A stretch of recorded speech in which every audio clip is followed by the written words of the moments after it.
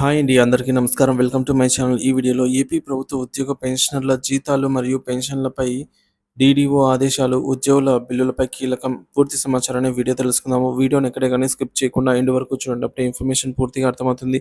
అలాగే వీడియో చూస్తున్న ప్రతి ఒక్కరు వీడియోకైతే లైక్ చేయండి ఫ్రెండ్స్. ఈ వీడియోని తోటి ఉద్యోగ పెన్షనర్ మిత్రులతో అయితే షేర్ చేయండి. కొత్తగా మన ఛానల్ చూస్తున్నారు, ఇంకా సబ్స్క్రైబ్ చేసుకున్నట్లయితే వెంటనే మన ఛానల్ అయితే సబ్స్క్రైబ్ చేసుకోండి.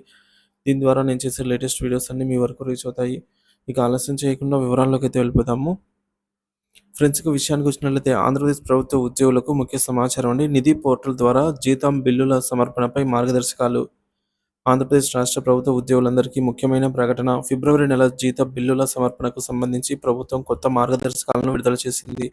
ఈ మార్గదర్శకాలను తప్పనిసరిగా పాటించాల్సిందిగా అధికారికంగా సూచించబడింది.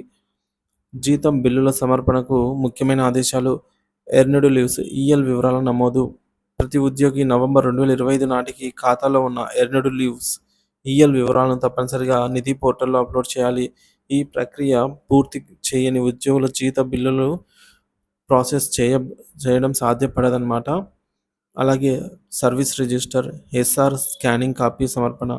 ప్రతి ఉద్యోగి తమ సర్వీస్ రిజిస్టర్ ఎస్ఆర్ను నవీకరించి స్కానింగ్ చేసిన కాపీని సంబంధిత శాఖాధిపతికి డిఓ లాగిన్కు సమర్పించాలి.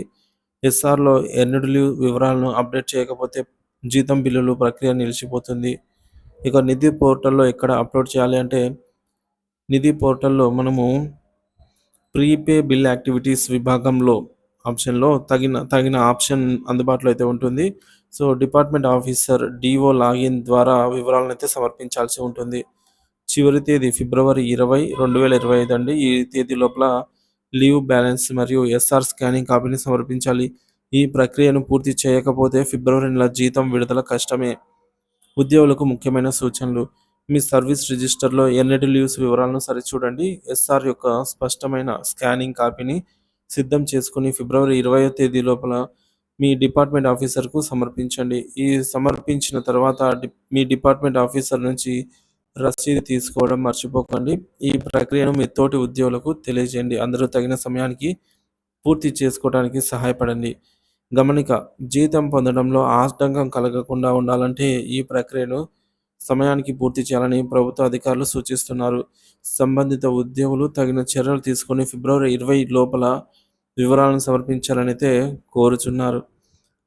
ఈ ప్రకటన మీరు ఈ వీడియోని తోటి ఉద్యోగ పెన్షన్ మిత్రులతో అయితే షేర్ చేయండి friends. Thank you for watching this video.